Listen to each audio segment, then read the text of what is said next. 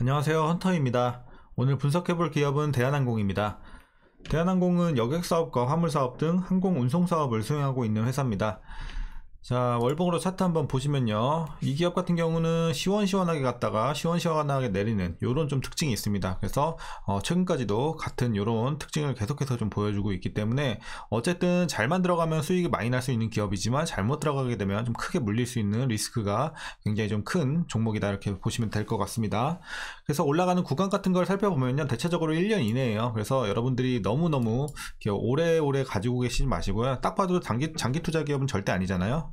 꾸준하게 올라주는 기업이 절대 아니기 때문에 어떤 뭐 업황이라든지 뭐 운임, 그리고 뭐 유류 비용, 뭐 그리고 뭐 코로나 이런 어쨌든 테마로 인해서 내리고 오르고 하기 때문에 여러분들이 그렇게 좀 저평가 구간에서 좋은 재료가 나왔을 때 구간 잘 잡고 들어가서 이렇게 1년 안쪽으로 중기 투자 좀 하시는 게 좋을 것 같습니다.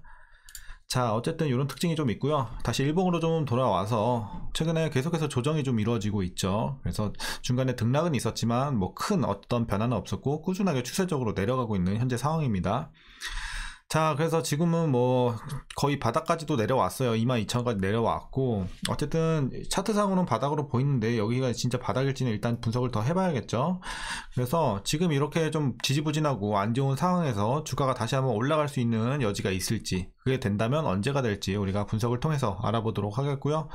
그리고 지금은 대부분 다 물려 계실 거예요. 그래서 여러분들 평단에 따라서 어떻게 대응해야 될지 투자 전략까지 함께 알아보도록 하겠습니다. 자, 이어서 수급상황 한번 체크해 보도록 할게요. 자, 한 달 기준으로 개인과 기관이 사고 있고 외국인이 많이 팔고 있습니다. 특히나 이제 기관이 거의 다 샀죠, 사는 거는. 이렇게 보시면 되겠고, 자, 뭐 최근까지도 같은 이런 스탠스 유지하고 있습니다. 그리고 이어서 공매도 비중 한번 살펴보시면요, 뭐 한 자릿수 계속 유지해 주다가 최근에 굉장히 좀 뛰었죠. 13, 12 뭐 이런 식으로. 그래서 최근에 이렇게 좀 공매도 비중이 뛴 것에 있어서 일단 주가에는 좀 부담으로 작용할 수 있을 것 같습니다, 단기적으로는. 자, 이렇게 보시면 되겠고, 이어서 재무제표 분석 시작해 보도록 하겠습니다. 2018년도 매출부터 보시면요, 13조, 12조, 7조, 9조, 14조, 14조. 자, 그래서 올해는 뭐 거의 15조 가까이 올라오죠. 자, 어쨌든 그래서 과거엔 좀 눌렸어요. 그리고 코로나, 2020년 코로나로 아주 그냥 지옥이었죠, 항공주. 그렇기 때문에 뭐 굉장히 많이 눌렸죠. 12조에서 7조 대까지 떨어졌었고, 그 이후로는 그래도 다행히 우상향하고는 있습니다. 그래서 꾸준하게 올라주고 있는 모습은 일단 매출은 괜찮아 보이고요. 자, 영업이익 보시면 이제 6,700, 자, 1,700, 1,000, 그리고 1조 4천, 2조 8천, 1조 5천. 그래서 과거에도 한번 이렇게 눌렸다가, 자, 다시 한번 좀 크게 올라오다가 올해는 조금 꺾여요. 매출은 소폭 증가를 할 것으로 보여지지만 영업이익은 좀 많이 내려옵니다. 그 점이 상당히 좀 아쉽죠. 그리고 당기순이익도 마찬가지로 뭐 과거에는 적자를 기록을 했었고, 이제 코로나 이때 터졌을 때까지 적자를 좀 기록을 했어요. 그리고 이후로는 흑자 전환에 성공을 하면서 올라오다가 다시 한번 마찬가지로 꺾입니다. 그래서 영업이익과 당기순이익은 좀 이제 작년에 비해서는 좀 꺾인다, 이런 점이 상당히 좀 아쉽다, 이렇게 말씀드릴 수 있을 것 같고요. 자, 부채 비율 보시면 700, 800, 600, 과거에 굉장히 높았어요. 그러다가 200, 그러니까 280, 210, 210 이렇게 조금 내려오긴 하는데, 어쨌든 뭐 200 초반대까지 내려왔지만 여전히 좀 부담이 있는 상황은 맞습니다. 하지만 어쨌든 우리가 좀 긍정적으로 판단을 해보자면 부채 비율이 점차적으로 낮아지고 있다는 점에서는 그래도 긍정적으로 판단할 수 있겠습니다. 하지만 여전히 주가에는 부담이 될 수 있는 요소죠. 부채 비율 좀 있습니다. 자, ROE 보시면요, 이때는 뭐 3년 적자, 순이익 적자를 기록을 했었고, 이후에 플러스로 돌아섭니다. 11, 21, 11. 그래서 확실히 수익성은 작년에 굉장히 좋았죠. 그리고 20대까지 올라갔으니까요. 그래서 올해는 다시 11까지 좀 내려오지만 그래도 뭐 여전히 수익성 자체만으로는 뭐 나쁘지 않습니다. 11 정도면 괜찮게 우리가 판단할 수 있겠고요. 자, 주당 순이익도 뭐 마찬가지 흐름이에요. 작년이 굉장히 좋았고 올해는 좀 떨어집니다.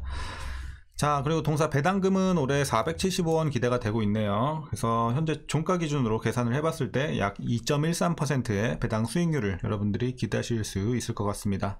그래서 뭐 배당도 어느 정도 좀 적당히 챙겨주고 있고, 자, 마지막으로 PER은 8.17배, PBR은 0.9배. 지금은 뭐 거의 제가 받고 있거나 살짝 비싼 정도, 살짝 고평가 이 정도로 좀 보고 있습니다. 그래서 지금은 거의 제값이거나 아니면 살짝 비싸다, 이렇게 좀 여러분들이 보시면 될 것 같아요. 자, 그리고 이어서 동사 관련 이슈 한번 살펴보도록 하겠습니다. 최근에 우리나라도 이제 마스크를 해제를 하면서 사실상 코로나가 이제 종결되는 단계로 명시를 좀 하고 있는 상황에서 리오프닝 기대주로 꼽히던 이제 항공주가 사실상 거기에 대한 기대에 못 미치는 현재 주가 상황입니다. 지금 보시면 최근에 계속해서 떨어지고 있죠, 오히려. 그래서 이런 기대감이 생김에도 불구하고 오히려 주가는 반대로 가고 있는, 자, 이런 현상이 발생되고 있습니다.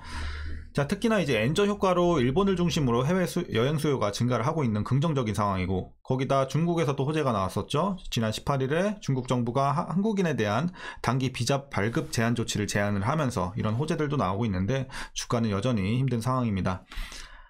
자, 거기다 이제 좀 악재가 있는데요. 항공사의 현재 화물 수요가 줄고 있습니다. 그리고 운임도 급격히 떨어지는 중인데요.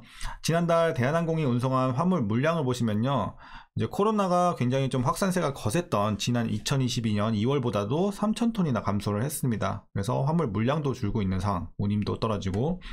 자, 그래서 이제 국내 항공사들의 지난달 화물 운송 총량을 보시면요, 이제 10만 톤이 조금 넘는데 1년 전보다 1만 톤 이상 감소를 한 수치라고 합니다. 그리고 지난달 말 기준으로 홍콩에서 북미 노선의 항공화물 운임은요, 1년 새 34%나 좀 크게 떨어졌어요. 그래서 이런 것들이 굉장히 좀 실적에 안 좋게 작용을 하겠죠. 그래서 이런 배경으로 아마 좀 떨어지는 것도 있고 증시가 눌려서 그런 것도 있겠지만, 그래서 현재 주가가 좀 힘든 상황이고. 자, 그리고 이제 다행인 점은 뭐냐면 여객 수요는 좀 개선이 되고 있어요. 앞에 말씀드린 건 이제 화물 쪽이고, 지금은 이제 여객 수요를 좀 말씀을 드릴 텐데, 자, 1월 달을 보시면요, 지난 1월에 전월 대비해서 14% 증가하면서 나아지는 이런 개선세를 좀 보여줬고요. 뭐 코로나 이전인 2019년 동월 대비 58% 수준까지 좀 회복을 했습니다. 그리고 2월 보시면요, 뭐 이제 공항 여객 수는 뭐 살짝 1% 소폭 줄긴 했지만 어쨌든 일평균 여객수 기준으로 봤을 때는 전월 대비해서 9% 증가하면서 역시나 회복 흐름을 우리가 좀 확인할 수 있었습니다. 그래서 이제 개선은 좀 되고 있어요, 여객 쪽에서는.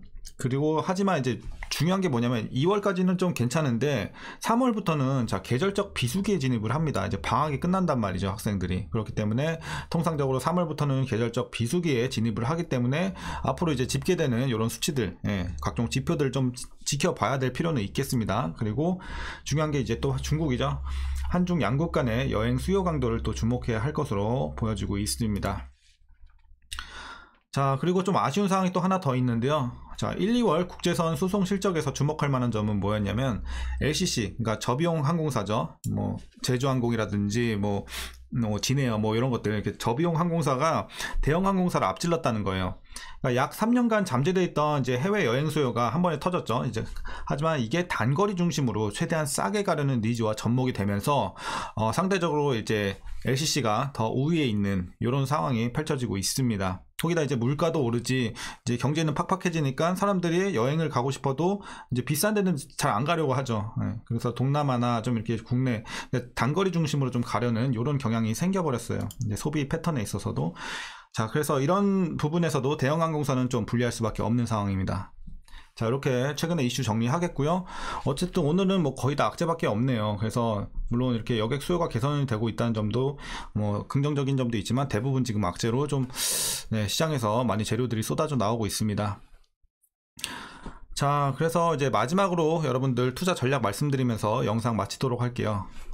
자, 먼저 신규 진입에 있어서는 일단은 지금 많이 내려온 건 맞아요. 많이 내려왔지만 여전히 저는 반대 의견 좀 드립니다. 그래서 여기서 뭐 더 내려갈 수 있는 확률도 있고, 뭐 더 안 내려가더라도 지금은 현재 더 내려가고 말고가 중요한 게 아니라 지금 들어가서 수익을 낼 수 있느냐, 이게 중요한 거예요. 그래서 그 면모에 있어서는 일단은 지금 들어가서 수익을 내기는 조금 힘든 구간으로 보고 있어요. 그러니까 뭐 단기적으로 뭐 반발 매수라든지 이런 것들은 들어올 수 있어요. 하지만 우리가 그거 먹자고 들어가는 건 아니잖아요. 그래서 어쨌든 지금은 좀 들어가기 애매한 구간이다. 그리고 살짝 고평가되어 있고, 그렇기 때문에 지금은 아직 아니고 더 떨어져야지 진입 가능한 구간으로 판단을 하고 있습니다. 그래서 만약에 신규 진입 노리시는 분들은요, 일단 기다리셨다가 주가가 내려올지는 모르겠지만 내려온다면 한 만원 후반에서 2만원 초반까지, 여기까지는 좀 내려와야지 여러분들이 진입 가능한 구간으로 전 보고 있습니다. 그래서 지금은 아니고 더 떨어질 때까지 기다리셔라. 안 떨어지면 포기하고 다른 종목 보세요. 이렇게 말씀드리겠고요. 자, 이제 뭐 수익 나고 계신 분들, 혹시라도 요 밑에서 들어가서 수익이 좀 나고 계신 분들은요, 두 가지 방법이 있어요. 지금 그냥 조금 익절하거나 아니면 본전 근처라면 본전에서 그냥 나오시는 방법이 있고요. 그리고 다른 종목 보는 게 일단 수익성에서는 더 나을 것 같아요, 기간 대비해서.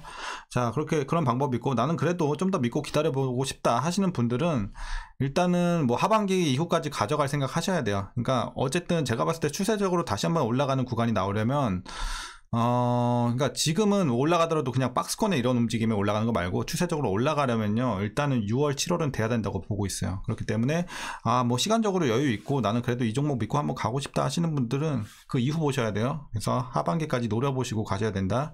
다만 뭐 내년까지 뭐 계속 가져가시면 안 돼요. 네, 절대적으로 짧게 보셔야 돼요. 중기적으로. 자, 그렇게 해서 어디까지 보시냐면 28,000원 보고 있습니다. 저는 28,000원. 자, 맥시멈이에요. 자, 여기서 일괄 정리하셔야 돼요. 중간에 이제 여러분들이 분할로 팔고 가시다가 최종으로는 28,000원에서 다 정리하시길 바라겠습니다. 자, 이렇게 좀 대응하시고, 이제 마지막으로 여러분들 물리신 분들이 이제 대다수일 거란 말이죠. 물리신 분들은요, 지금 물 타셔야 돼요. 물 타셔야 되고, 다만 지금 바로 타지 마시고, 아직 보시면요, 자, 지금 현재 구간 보면 계속 하락 중에 있어요. 그렇기 때문에 제가 항상 말씀드렸죠. 하락 중에는 절대 물 타지 말고 반등 시 물 타라. 그리고 저평가 구간일 때 타는 게 더 유리하고요. 자, 하지만 이제 이 종목 같은 경우는 저평가 구간까지 가려면 막 2만원 밑으로 내려가야 돼요. 근데 거기까지 가기는 조금 힘들 수도 있어요. 지금은 뭐 상대적으로 너무 많이 내렸기 때문에 거기까지 내려가기는 좀 힘들고, 이미 약재들은 좀 많이 반영이 됐기 때문에 뭐 증시가 지금 뭐 많이 눌리고 있긴 한데, 뭐 정말 거시경제적으로 뭔가 엄청난 악재가 생기지 않는 이상 뭐 2만원을 뚫고 내려가기는 조금 힘들 수도 있어요. 그렇기 때문에 거기까지 기다리는 게 힘들 수도 있기 때문에 지금, 자, 물 한번 타시는 게 좋을 것 같아요. 그래서 일단 반등 시에 한번, 지금 타지 마시고 반등 시에 들어가시는 게 좋을 것 같습니다. 자, 물을 그렇게 한번 타주시고, 그래서 평단은 2만 중반대까지 맞춰주시면 베스트고, 좀 힘들 것 같다 하시면은 적어도 제가 목표 주가 28,000원 있죠? 여기 언더는 맞춰주세요. 무조건 28,000원 밑으로는 무조건 맞춰주셔야 돼요. 그래서 28,000원까지도 못 맞춘다 그러면 상대적으로 시간이 너무 많이 걸릴 수 있어요. 여기까지 올라가려면요. 네. 여기까지 올라가려면 증시 자체도 엄청나게 좋아져야 될 뿐만 아니라 큰 호재가 좀 들어와야 되기 때문에 상대적으로 시간이 굉장히 오래 걸릴 수 있기 때문에 항상 여러분들 꼭 2만원 중반대까지는 웬만하면 좀 맞춰주시면 좋을 것 같습니다. 자, 이렇게 좀 말씀드리겠습니다. 그래서 각자 잘 대응하시길 바라겠고, 전략 제가 말씀드린 거 참고해서 잘 세워보시면 좋을 것 같습니다. 어쨌든 계속해서 뉴스 체크해 주시고, 이런 거에 따라서 업황이 바뀔 수도 있고, 언제든지 제가 말씀드린 거는 지금 재료에 한해서이기 때문에 더 좋아질 수도 있고 더 안 좋아질 수도 있기 때문에 각자 거기에 따라서 잘 대응하시면 좋을 것 같습니다. 자, 오늘 내용도 도움이 좀 되셨다면 구독과 좋아요 한 번씩 부탁드리겠고요. 오늘도 시청해 주셔서 감사합니다.